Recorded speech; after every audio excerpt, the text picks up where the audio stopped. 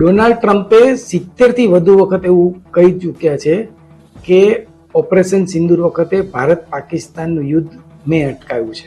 એ પછી અમેરિકામાં ડોનાલ્ડ ટ્રમ્પના ખાસ એડવાઇઝર રણજીતસિંહ ઉર્ફે રિક્કી ગિલ ને અમેરિકન સરકારે એક એવોર્ડ પણ આપ્યો, અને એવોર્ડ એટલા માટે આપ્યો કે ભારત પાકિસ્તાનનું યુદ્ધ અટકાવવામાં એમની ખાસ ભૂમિકા હતી.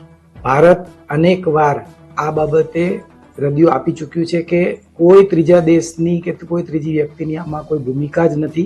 આ આખા વિવાદમાં એક નવો ફણગો હવે એ ફૂટ્યો છે કે ડોનાલ્ડ ટ્રમ્પ તો કહે છે, પણ હવે ચીને પણ એવું કહ્યું છે કે ભારત પાકિસ્તાનનું યુદ્ધ અટકાવવામાં અમે પણ ભાગ ભજવ્યો છે.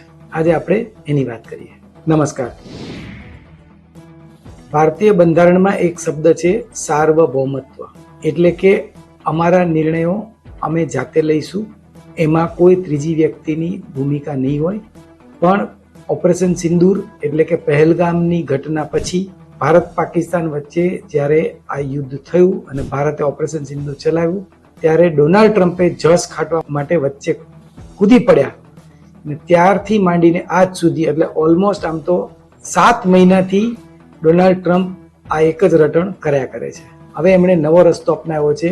ત્યાંના એમના એક અધિકારી, જે કોઈ ઉચ્ચ અધિકારી નથી, એક મધ્યમ લેવલના અધિકારી કહી શકાય એમના સિસ્ટમમાં, એમને એક એવોર્ડ આપ્યો છે.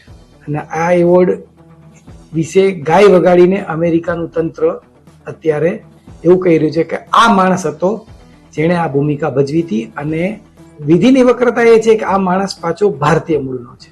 કોણ છે આ ગિલ એ જાણી લઈએ. એના મૂળિયા પંજાબના ધુળીકે ગામમાં છે. જન્મ ન્યૂજર્સી અમેરિકામાં થયો છે. 17 વર્ષ. આખો વિડિયો જોવા માટે ડાઉનલોડ કરો દિવ્ય ભાસ્કર એપ.